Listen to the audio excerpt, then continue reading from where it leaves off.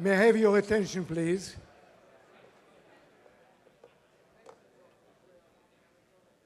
My name is Shmuel Einav, and I am the chairman of the conference. And I also, on my part, I want also to acknowledge my co-chair, the chair of the program committee, Rong Zhao. Where are you, Rong? You're there, okay. So we have an interesting conference. I hope that you got a good taste of the program this morning. We have a very rich program the rest of the day and tomorrow. And in between, we'll hear some words of wisdom from our keynote speakers. So let me first, it's my honor and pleasure to welcome the Executive Director of CEWIT, Satya Sharma, to say a few words to the audience. Satya, please.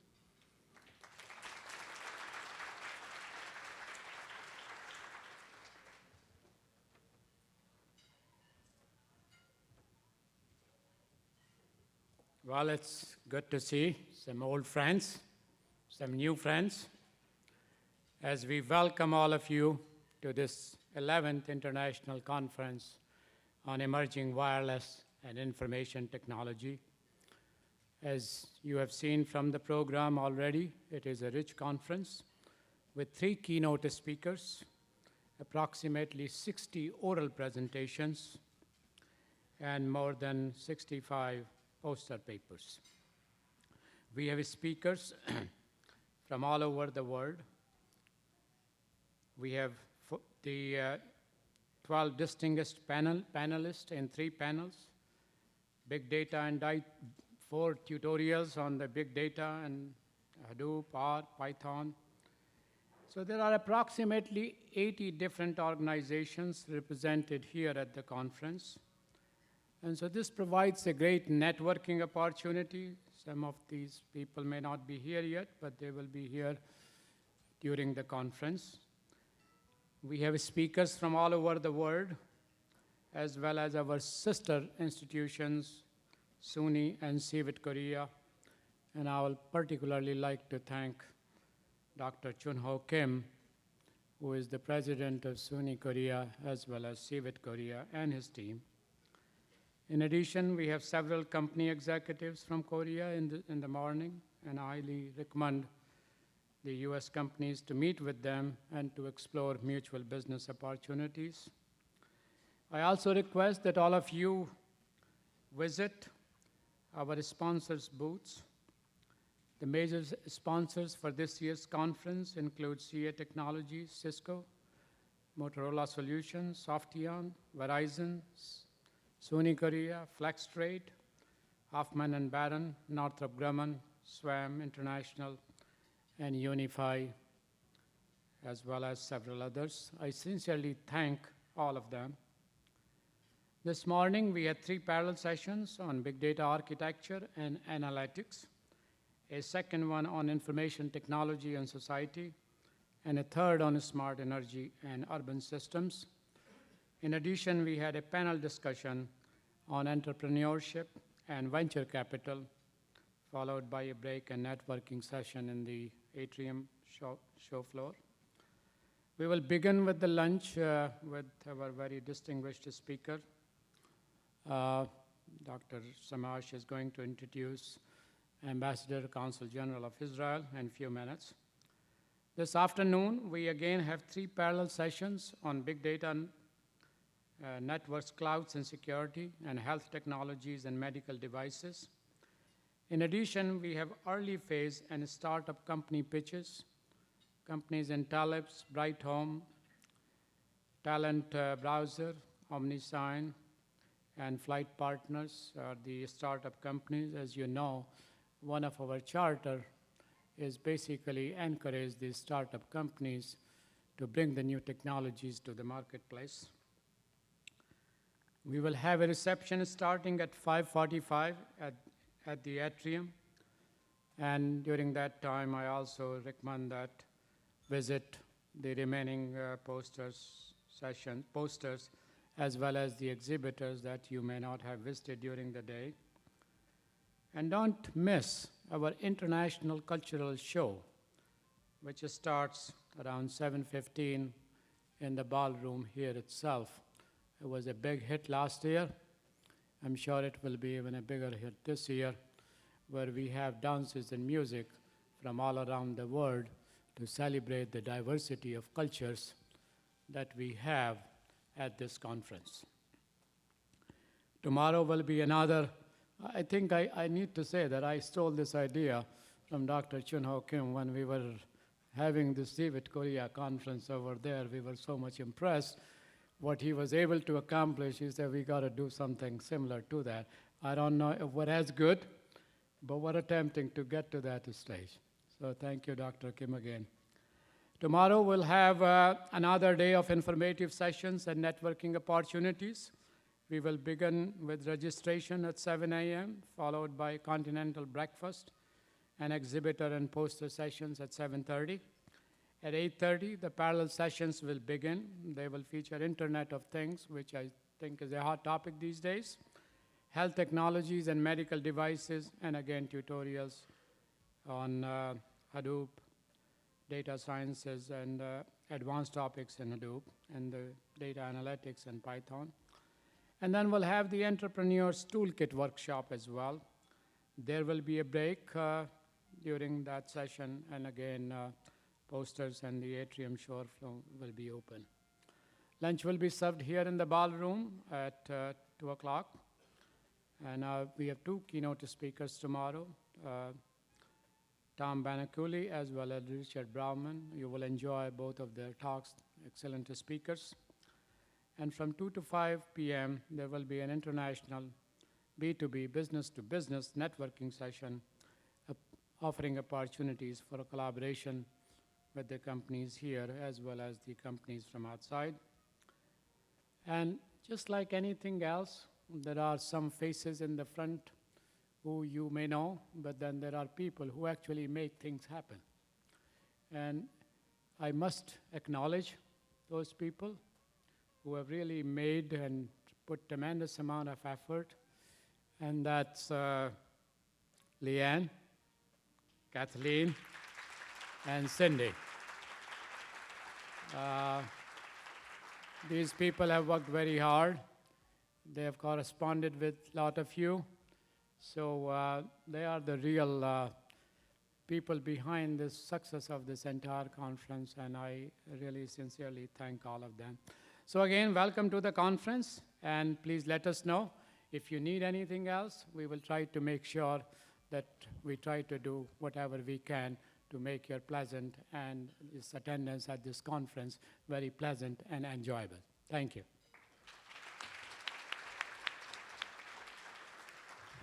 Thank you, Satya. Now it's my honor and pleasure to call my good friend and our good friend, Vice President and Dean of Engineering at Stony Brook University, and perhaps also the best citizen of Long Island, to come to the podium, and he will introduce our guest speaker, Ambassador Ido Aharoni. Yaakov, please.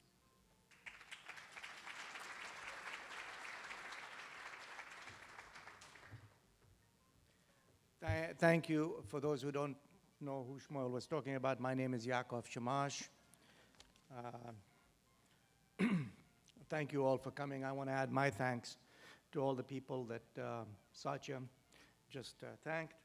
We also have some very special guests from Empire State Development Corp that have been very helpful to us, that actually oversee the actions and the activities of the Wireless and IT Center, and we thank you for being here.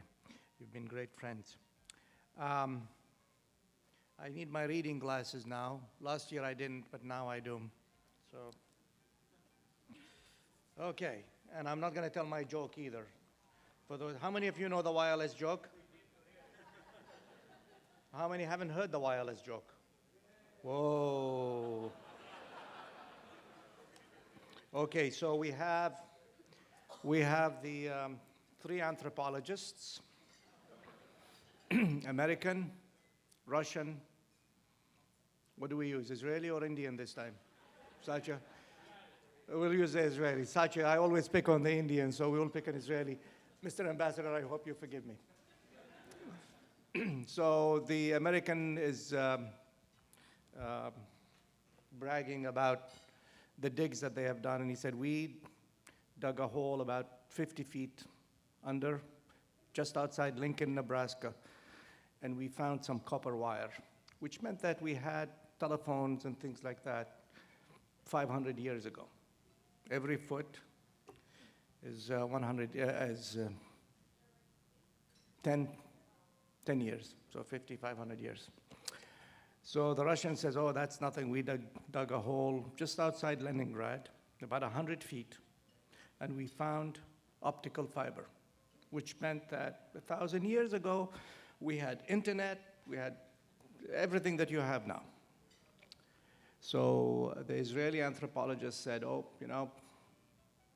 we dug a hole that was 500 feet. Or did I say 500? 500 feet. And we found nothing, which meant that 5,000 years ago, we had wireless technology. So now it's my great pleasure to introduce Ambassador Ido Aharoni, who's the Consul General of the State of Israel in New York. As such, he represents the State of Israel to communities from throughout the tri-state areas of New York, New Jersey, and Connecticut. Before joining the Ministry of Foreign Affairs, the ambassador earned a Bachelor of Arts degree from Tel Aviv University, which was the first place that I ever worked, was at Tel Aviv University. But he was a baby when I was at Tel Aviv University. With a joint major, he majored in film and television, sociology, and anthropology. He then moved to the United States, where he obtained a master's degree in mass communications from Emerson College in Boston. In the spring of 1993, upon completion of the Foreign Ministry's cadet program, the ambassador, Ido, was appointed to serve under then Foreign Minister Shimon Peres, and I think some of you saw Shimon Peres when he came to Stony Brook a few years ago, as policy assistant to Israel's chief negotiator with the Palestinians. While consul for media and public affairs in New York, he became familiar with nation branding methods, which he later introduced to his colleagues in Jerusalem. His efforts in this area, which continue until today, have brought about a paradigm shift in Israel's public image by Israeli officials in Israel and the United States. And so please join me in welcoming Ido Aharoni to the podium. Thank you.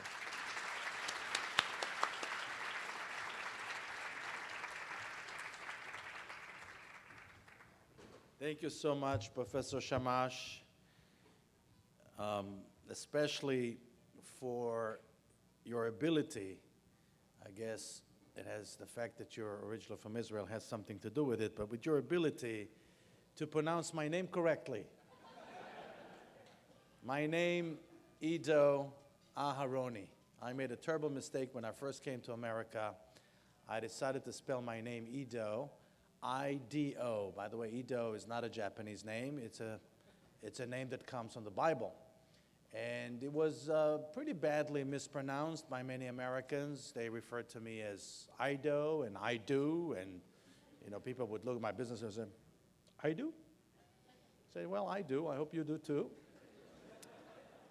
But not far from here, actually, a couple of years ago at the Marriott in Nassau County, a nice lady introduced me while completely butchering my last name. My last name, Aharoni, which means in Hebrew belongs to the clan of Aaron, was pronounced, she introduced me like this. She said, please welcome the Honorable Consul Ida. I could live with Ida instead of Ido, but then instead of Aharoni, she said, Consul Ida Ahorny. Now, I don't know if you know Hadassah. It's a Jewish organization for women. 500 ladies in the room. You can imagine the embarrassment. So I'm eternally indebted to you for pronouncing my name correctly and saving this embarrassment. I also would like, of course, to thank Shmuel Einav, Professor Einav, whom I know from his days in California. I lived in California around the same time in the early 90s. So when he met me, I still had hair. It was almost 20 years ago. And of course, Dr. Sharma, thank you so much for hosting me here. You know, I was just in Texas last week, and I was searching for a relevant story that will link Texas to Israel. And I think that given the wireless story that we just heard from Professor Shamash, and I'd like you to know that I intend to use it wherever I go from now on, I thought I'd share this story with you because it has something to do with the topic of my conversation today. They tell the story about the largest ranch owner in Texas that back in the early 50s, shortly after the establishment of the State of Israel, wanted to go and witness the miracle of the rebirth of the Jewish nation in the Holy Land for himself. And so he landed in Israel, and the first thing that he wanted to do was to meet with his counterpart, with the person who owns the largest ranch in Israel. But we had no ranches in Israel at the time. We had little agricultural farming communities, collectives called kibbutzim. So he was taken to the largest kibbutz at the time. And he met with the head of the kibbutz, the secretary general of the kibbutz, and he asked him, "So you're the head of the kibbutz?" He said, "Yeah, I'm the head of the kibbutz." "What's the size of your property?" And the head of the kibbutz says, "Well, you see that tree over there on the top of that hill? That's where our property ends." And the ranch owner looked at him and said, "Back in Texas, in my ranch, I get into my pickup truck early in the morning, and by the time I get to the other end of my property, it's late night." The Secretary General of the kibbutz looked at him with pity and said, "I know exactly what you're talking about. We used to have a lousy pickup truck like that too." Now, I believe that we've come a long way since the pickup trucks of 1951. And what I'd like to do in the next 30 minutes or so is to really quickly share with you the way we view, and I'm in a very unique position serving as the head of Israel's largest diplomatic mission worldwide. I want you to know that Israel has 103 embassies and consulates all over the world. The New York office, which I'm heading, is the largest. And the reason why we put so much energy and resources and emphasis on New York is because we believe that in this new era, in the age of the information revolution, the places that you want to be in, you want to have high visibility in places like New York, and we certainly view New York and the greater New York area as the capital of the free world, as the nerve center of the Western world for sure. So what I'd like to do today is to talk to you a little bit about how the information revolution is affecting my profession, my occupation, the world of diplomacy, and how it actually gave rise to a new type of diplomacy, what we call new diplomacy. So first of all, what is the impact of the information revolution on all of us? I think, first of all, the information revolution is creating an unprecedented reality in many aspects. One of them, of course, is the volume of information. The internet, I don't have to tell you this, especially now with the advent of smartphones. The internet is producing an overwhelming amount of information every day. I'm told by experts the size of the Library of Congress is being added to human knowledge on a daily basis. And even the most sophisticated search engines in the world are incapable of effectively covering this wealth of knowledge and information. So the volume is unprecedented. The availability of the information, our ability to access the information through search engines like Google and others is unprecedented. Of course, the fact that we're given the chance to choose our friends, our outlets, our venues, contributes to an unprecedented level of quality. The qualitative nature of the information is unprecedented, and of course, our ability to verify and measure the accuracy through various platforms is unprecedented as well. So all those four elements truly impact the world and affect the lives of each and every one of us. When it comes to diplomacy, there's one change, and that is the rapid shift, and I would say that that shift occurred in less than a decade, from a system of broadcasting when it comes to the way we communicate our product, the way we communicate our city, our university, our country. A rapid shift from a system of broadcasting to a system of narrowcasting. What is the essence of that shift in terms of diplomatic terminology? We're moving from a situation whereas the only measurement was ratings. You were judged by your ability to address as wider as possible of an audience, to your ability to actually address millions of niche conversations that are not only about the unilateral transmission of messages, but are also interactive in nature. And add to that, the new element, the fact that we are all living in the era of radical transparency. Here you have pictures of 3 individuals that truly and fundamentally changed the very nature of diplomacy that was heavily relying on secrecy and confidentiality and the ability to be discreet and the ability to write whatever you think needs to be reported back home, knowing that this will never be revealed. This will be read only by the right people at the right time, at the right circumstances. And these 3 gentlemen basically changed that reality by actually forcing this radical transparency on the system. I'm not saying it's good, I'm not saying it's bad. All I'm saying is it changes the very essence of what it means to engage in confidential diplomatic negotiations. And of course, there's a lot of literature about how connected we are technologically and mechanically and how disconnected we are conceptually and thematically. But the truth is that we're both. The new type of information consumer is both connected and disconnected at the same time. Why? Because we are in a new phase in human development. For the first time in the history of mankind, we're able to completely design our own information environment. And we do it in a total fashion. We actually are able to create little cocoons. And what it means that if we are interested in becoming part of that conversation, penetrating the cocoon, we can't wait for the consumer to come to us.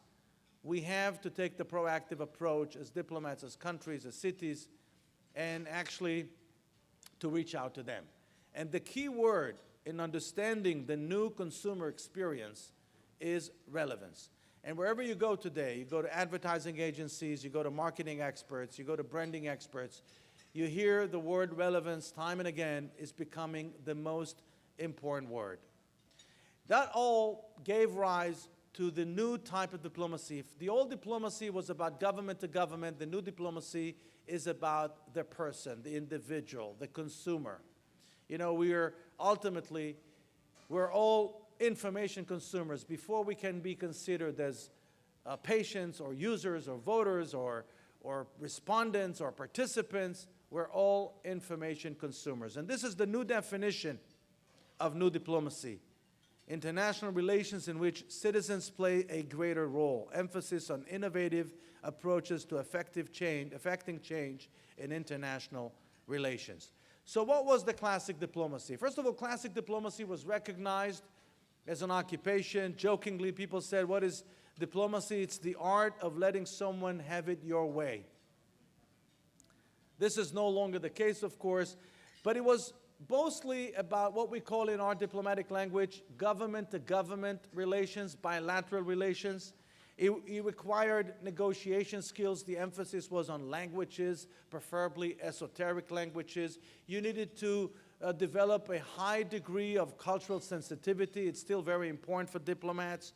But the most important thing to know about them, about the diplomats of the old classic traditional era, is that they were well-rounded human beings with a great deal of understanding of how the world operates. But in the world of new diplomacy, things are different. If in the old days we were looking for platform, today we all know that the most important thing is to have appealing and compelling content, the ability to produce that content. If in the old world of broadcasting we were all looking to have big numbers, we all wanted to be on the television shows that have the largest audiences, then today we know that what's more important than the big number is to have committed people involved. So what you're looking for is the quality of the target audience, not necessarily the quantity. And of course, if in the old world it was all based on unilateral transmission of messages, monologues, I was interested and preoccupied with what I wanted to tell you. Today, I have to bring into consideration what you have to say. So we moved from a monologue to a dialogue. And of course, it's more important to be attractive than to be right. It's more important to be able to tell a story than to litigate and legal argument. It's more important to be creative than simply to survive. And it's more important to be able to segment the audience, study the target audience, rather than just craft messages left and right. The implications for us, individual diplomats, are huge. We moved to a new era of what's called public diplomacy. Rather than advocating policy, our job is to market our places, our countries, our cities, our brands, our products.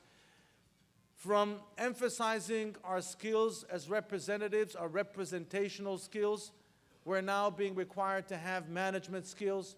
We're now being required to have media relations abilities. We're now being required to present to our superiors tangible results. So in short, we shifted very quickly from a government-to-government paradigm to a people-to-people paradigm. And I'm not sure how many of you are familiar with the new terminology in sociology and economy that talks about creativity as the #1 economic resource.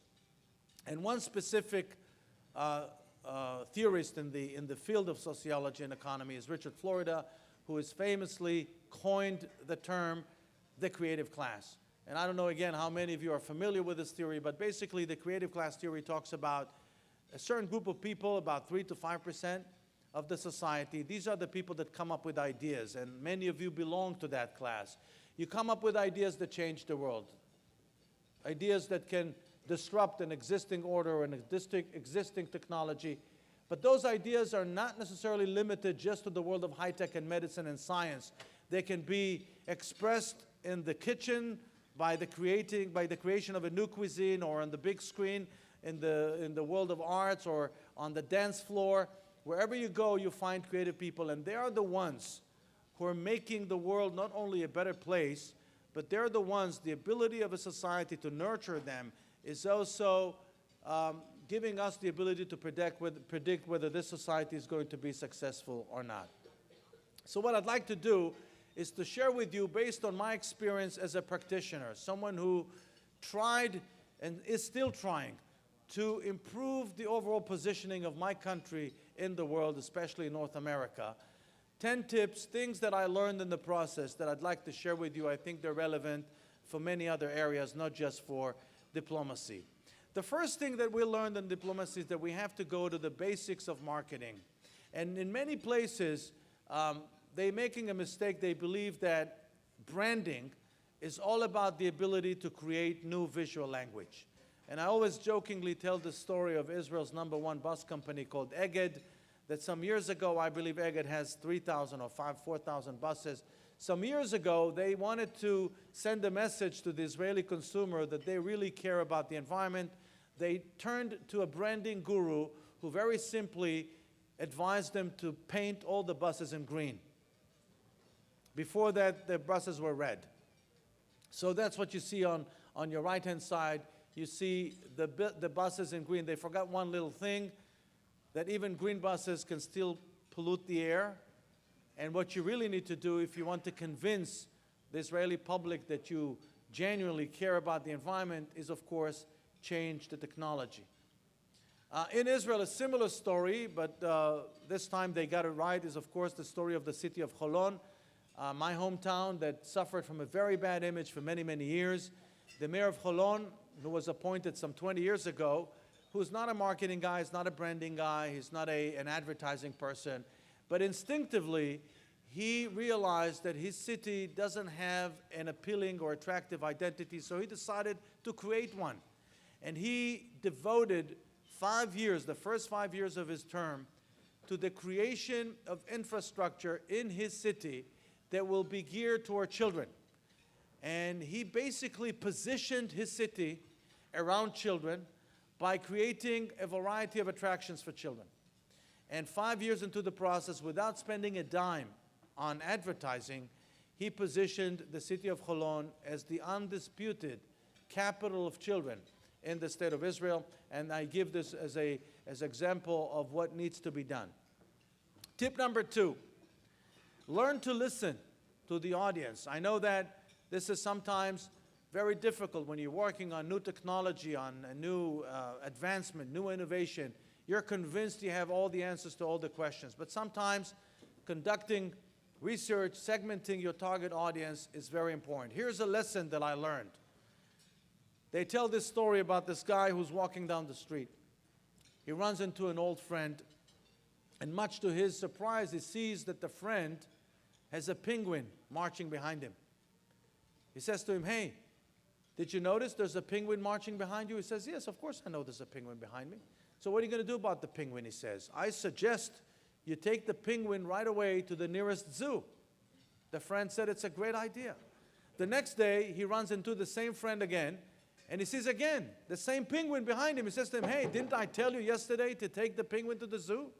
He said, "Yes, yesterday we went to the zoo. Today we're going to the movies."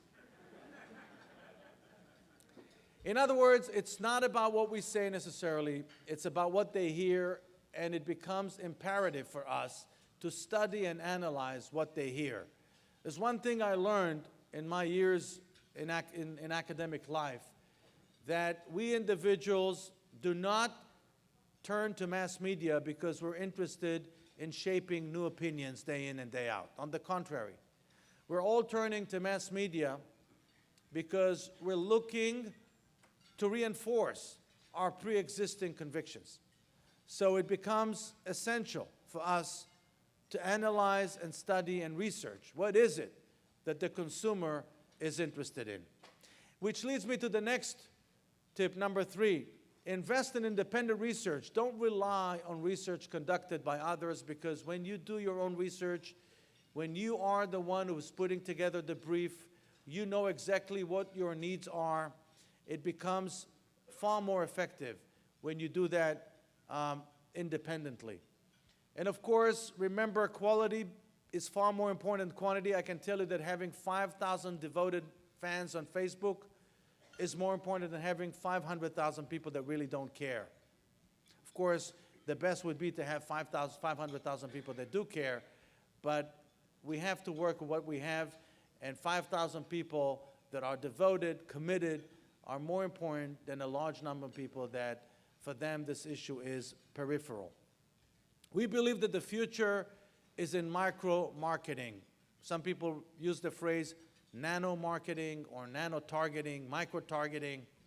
Essentially, it's the ability to use technology to become part of a niche conversation, realizing again that with the shift from broadcasting to narrowcasting, the world is now engaged in millions, if not billions, of niche conversations. Those conversations are extremely relevant for their participants. If you want to be part of that conversation, you have to enter the conversation with something that is relevant to the people in that conversation. That's the essence of micro-targeting, micro-marketing, the ability to reach out to target audiences wherever they are with issues and content that is relevant to their conversation. We have a tendency to be self-absorbed as governments, as institutions, and self-congratulatory. The current and the new media consumer, the new information consumer, is highly sophisticated. They have the ability to identify agenda very, very quickly, especially if the agenda is hidden. They'll find it right away. They identify new content. They have the ability to sense that. Therefore, the only way, and of course, I didn't even mention the fact that people are growing more and more suspicious of establishments and institutions, not only governments or big organizations, big corporates. The average consumer, media consumer, and information consumer is becoming very suspicious of those establishments. So the solution is to be authentic. Your brand has to represent one very basic, simple truth about your whatever it is that you're selling. Let me give you an example. We have a blossoming brand in Israel. Perhaps Israel's leading sub-brand today is very unique. If in the past Israel was associated with brands that were somehow related to Israel's security needs and security reality, the geopolitics of the Middle East, like Uzi or the Mossad or the Israel Defense Forces, then today Israel's most fastest growing brand, the most rapidly emerging sub-brand is the city of Tel Aviv.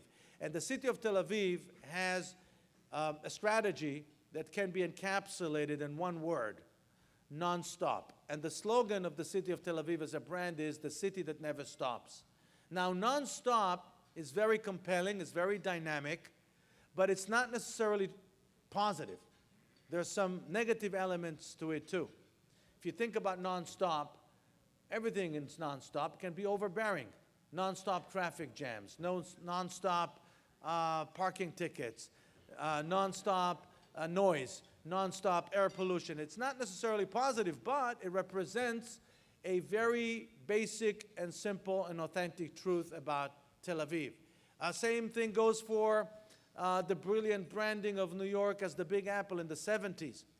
The Big Apple, again, is the plus and the minus included in the same brand personality. The apple represents temptation from the Bible.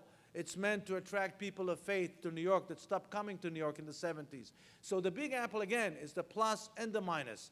You come to New York, there's a temptation. We want you to know that. Some good things can happen, but also some not so good things can happen as well. Number 7, whatever you do, wherever you go, remember, you can't do it alone. You have to engage yourself constantly in a process of coalition and partnership building. And of course, lesson number 8, which I learned the hard way, today is not about winning debates. The new information consumer wants you to reach out to him or to her. It's about building relationships. Number 9, number 9 and 10 are the basics, the ABCs of marketing.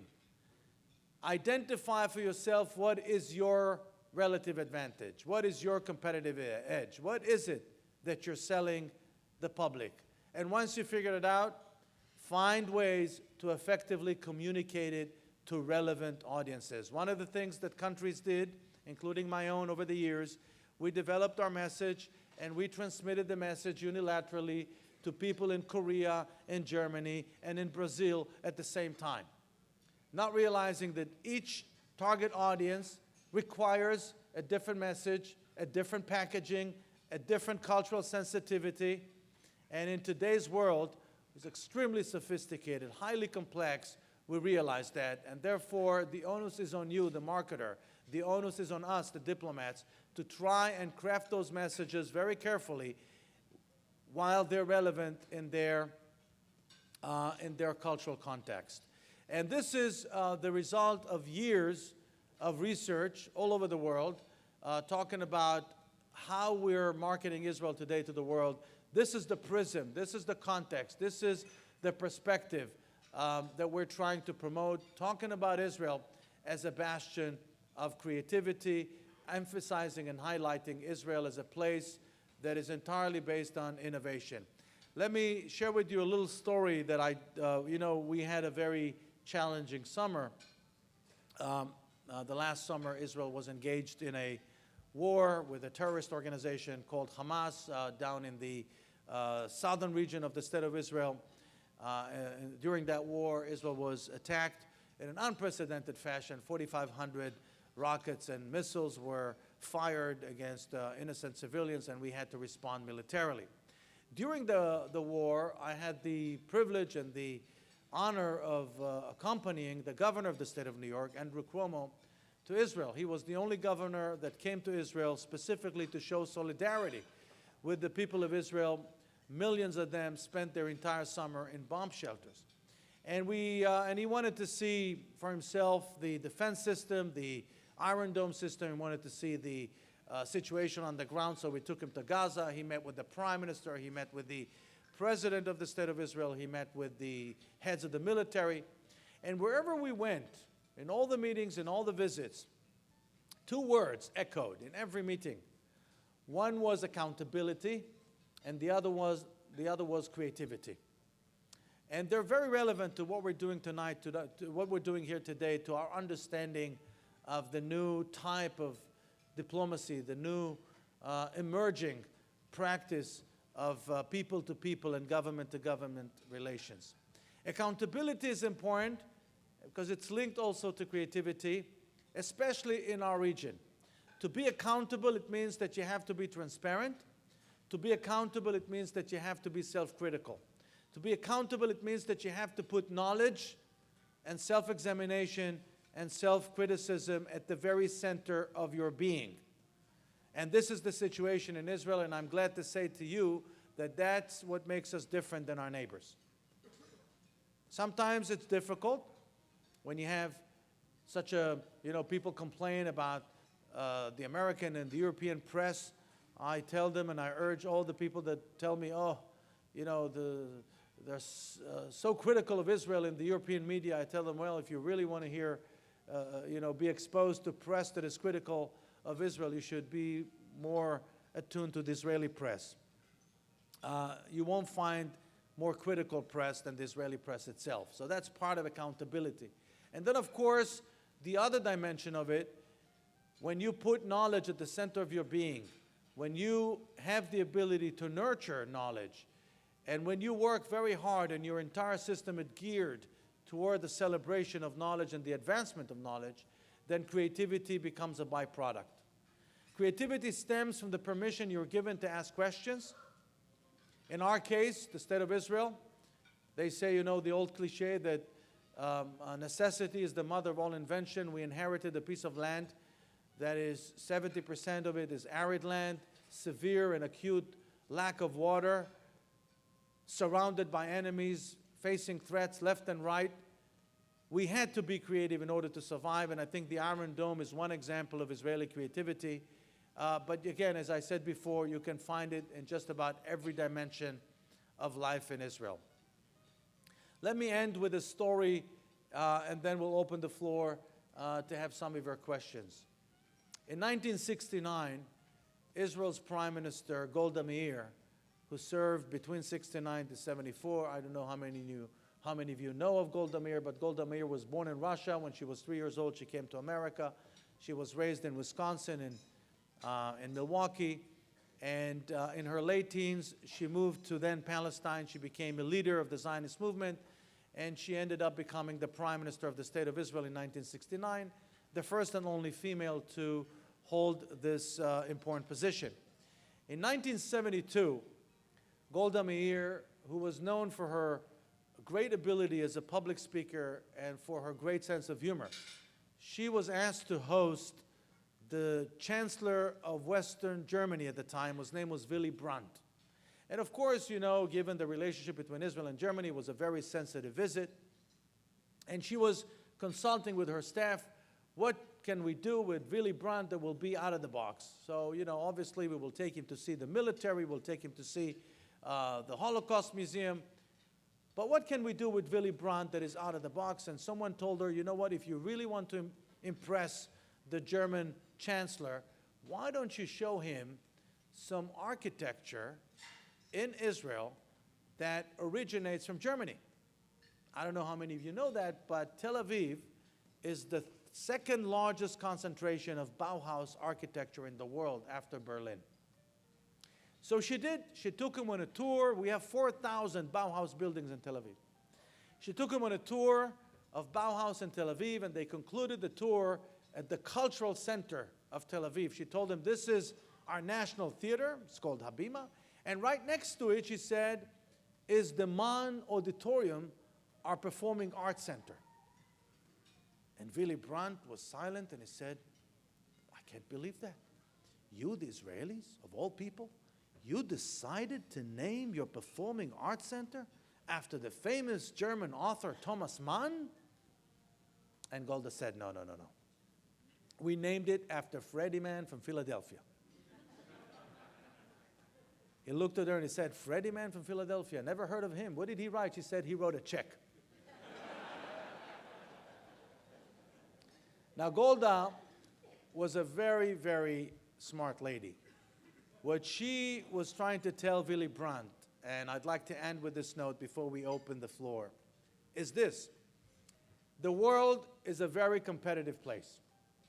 If in the old days of classic diplomacy, the competition was between nations, countries, then today I think the competition is more between cities. Because there's a new generation of consumer out there. I try to lightly touch upon their characteristics. But this new type of consumer is looking at the entire world as one big, ever-expanding community. We call them Generation W, because for them, the world is their home. If they have an identification with a certain, a geographical identification, it's not with their nation, but rather with their city. And they're value-driven. What defines them are the issues that are central to their being. And those issues can be as wide as the environment or energy efficiency or human rights or privacy. And they can be as esoteric and narrow as I love Indian food or I'm going to run the next Jerusalem marathon. And this consumer is, I don't want to use the word narcissistic because I think it's very harsh, but they're certainly about themselves. They're self-absorbed. It's about how they feel. It's about their lives. It's about their health. It's about experiencing the lives through their own prism. And they're also ageless. So you can't really talk about them in terms of generation only. They're not limited to a certain age, but rather in terms of a mindset.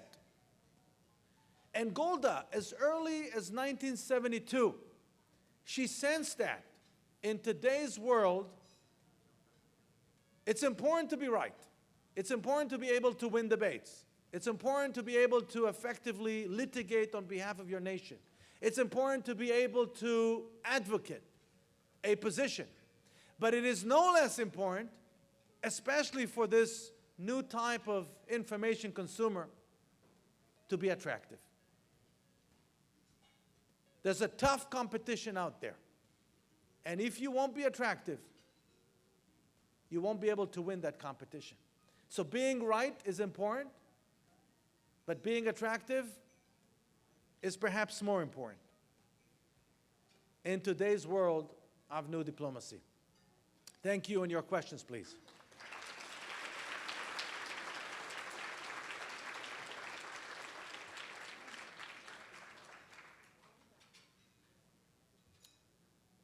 Yes, please, one at a time. Don't attack me here, please. Yes, please, if you can state your name and where you're from.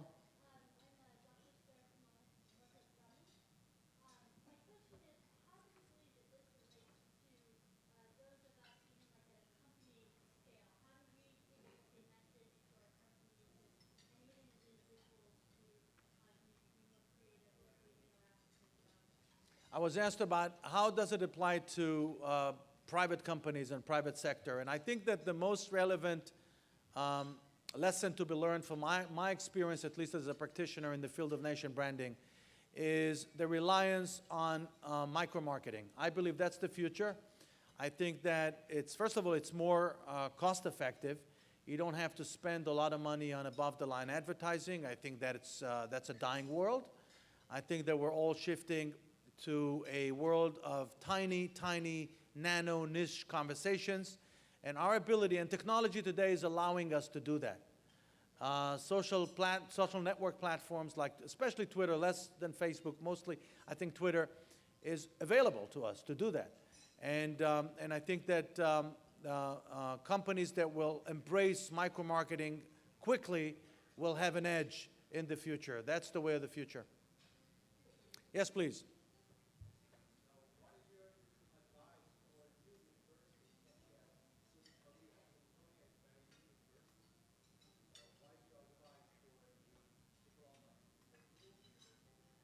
I think that those of you who didn't hear the question, what is my advice for SUNY Korea in terms of training in the field of diplomacy?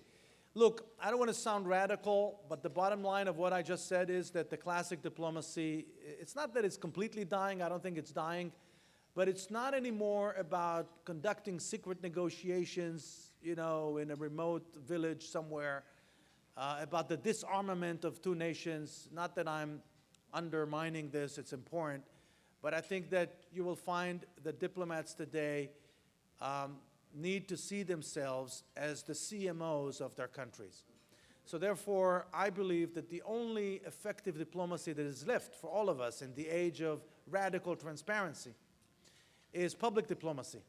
And so therefore, diplomatic training in my book has to begin with management skills, with marketing skills, with media relations, and deep understanding of the media, deep understanding of social networks, deep understanding of the internet, and of course, to be able to not only craft a long-term overarching strategy for your country, but to be able to sell ideas, people turn it into ideas and sell them to people, and never divert from it. Because when you are in the process of marketing a place, marketing a country, a university, it's never about a campaign. We have there's a misconception here. People think that it begins and ends with campaigns. No. You should look at it as a never-ending campaign. The campaign can be certainly one of the tools you're using, but it's really about never-ending task of managing the image of your institution, of your product, of your organization, of your city. Like the Big Apple is not a campaign.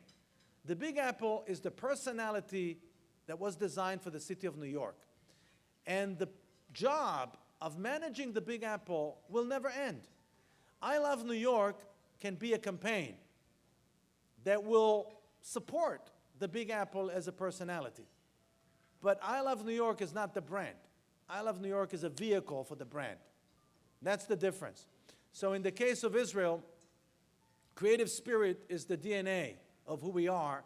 Now my job is in every aspect of my position to try and promote Israel and tell the story of Israel so that it will inspire you, the American people, the people in Korea. So I think you can do the same with teaching diplomacy. Make sure that it's being taught as a narrative, not as an argument. Make sure that it's inspirational, and make sure that you give your new diplomats the right skill set that will allow them to function in the modern world. Yes, please.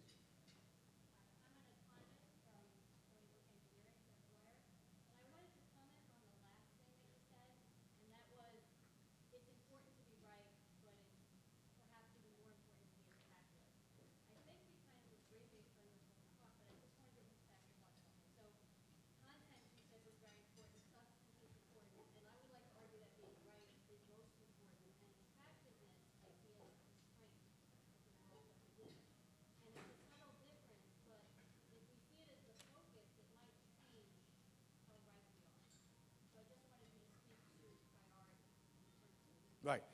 When I say it's more important to be right, to be attractive than to be right, I do not mean that truth has no value. Of course, it has tremendous value, especially in advertising and marketing and branding. If you're not telling the truth, forget about it, you're in the wrong business. All I'm saying is that when truth is relative, we have a tendency to fixate on crisis management and argue who's right and who's wrong. And sometimes this argument is what defines us. And if you're not careful enough, you will be defined by that forever. So let me give you an example, okay, from a different field. Believe it or not, the most important person in the field of country branding today has been for the last 8 years is someone that you'll never guess. His name is Sacha Baron Cohen. Seriously, I'm not kidding. All the books that were written, he's the most important guy. His scientific work affected the field in a dramatic way. His scientific work is a film called Borat. Now, why Sacha Baron Cohen is so important, and I'm not kidding, I'm dead serious. Sacha Baron Cohen is teaching us a very important lesson. He started his show in England. It was called the Ali G Show. The show had 3 characters. One of them was this Kazakh journalist whose name is Borat. Think about what Sacha Baron Cohen did. He woke up one day and he said to himself this: I'm going to take a nation in Central Asia with rich history, with a very serious political system, with real assets, natural resources, and so on. And I'm going to, with no budget, with no organization, I'm going to redefine their identity single-handedly and ridicule them without them being able to do a thing to combat that. That's the importance of the lesson that he taught us. Now, why was he able to do that? The answer, of course, is because they did nothing proactively to define who they are to us. They were not even on our radar screen, and therefore, it made them susceptible to what he did. Now, Sacha Baron Cohen is teaching us a very important lesson, that defining proactively who you are, being attractive, because this is the essence of economy. Relative advantage is a key term in economy. Celebrating your competitive edge is being attractive. You have to be proactive there, because otherwise, if you will not proactively define your competitive edge to the world, rest assured, your competition will do it for you. That's the importance of what Sacha Baron Cohen did. And, you know, there are many other cases. Imagine what would have happened to New York if, since the early 70s, when New York was plagued with crime and was branded by Hollywood as the world's capital of crime and police corruption, imagine what would have happened to New York if they did nothing else other than talking to us, the people of the world, the consumers, about how they're fighting crime. Think about it. What would have happened to New York as a brand? And they would have been 100% right. Truth was on their side. They were truly fighting crime. But managing the crisis without highlighting the attractive facets of New York would have defined them forever as associated with crime, although truth was on their side. So my point is, you have to do the right thing at the end of the day. But don't forget the basics of economy. It's all about celebrating your relative advantage. Crime is not your relative advantage if you're in New York. Maybe we'll take one last question. Yes, please. So, you know, you talked about global diplomacy, getting at the point of how you can use the crowd. And then you've got these kind of social uprisings that we've seen around the world. You've got the power of this sort of micro-targeted nano-brand. How can you use that in a nice sort of political, peaceful way to help in those aspects? Well, I think it's being used mostly by commercial entities. I was asked about how governments can use nano-targeting to advance their interests, and I think that's essentially no different than companies. It is already, I think it's becoming almost a common practice. The question is, of course, how authentic can you be, and to what degree governments are willing to disarm themselves of their agenda. Because as I said before, you, the consumer, the new rising, highly sophisticated, highly complex consumer is very suspicious of governments, institutions, and corporations. And therefore, if you want to be effective in niche conversations, in nano-targeting, you have to strip yourself of the hidden agenda and to come to the conversation 100% genuine and authentic. And I think when you do that,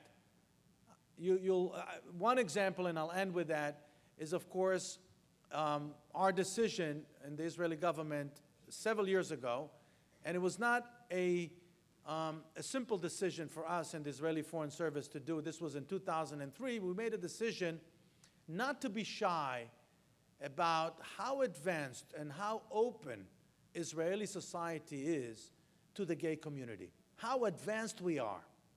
There was a notion in the Israeli government up until that point that it's controversial.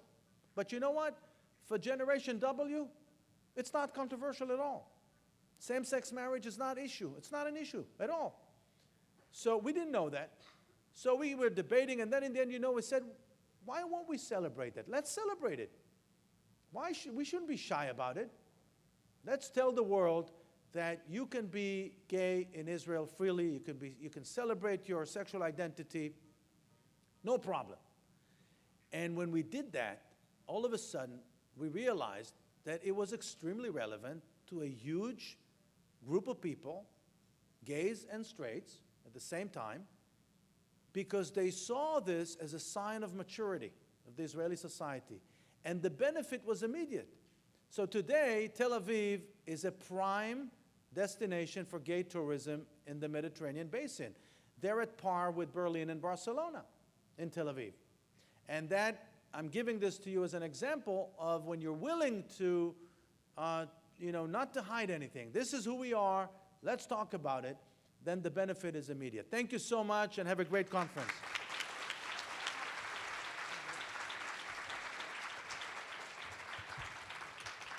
Thank you very much, Ambassador Aharoni, and I pronounce yourself correctly. I found a link between Yaakov Shamash and the ambassador. As all of you know, Yaakov is the dreamer and the creator of Stony Brook Research Park, which is the hub of creativity, innovation, and friendship. And I'm sure, Yaakov, that you had the 10 tips the ambassador told us. You had it in your pocket. Because that's the way how you built the park, where CEWIT and Energy and a few others will be hosted. And that's the link between you and the ambassador. So thank you again, Ambassador Aharoni, for your words. We will delay the opening of the afternoon session by 15 minutes. We'll start at 2:30. I count on the chairs of the sessions to adjust the time. You all found a copy of the magazine Corridor on your chairs, which was produced specifically for this conference, so enjoy reading it. And all those like me who didn't have the lunch yet, you have time to eat it. And again, enjoy the rest of the conference. Thank you very much.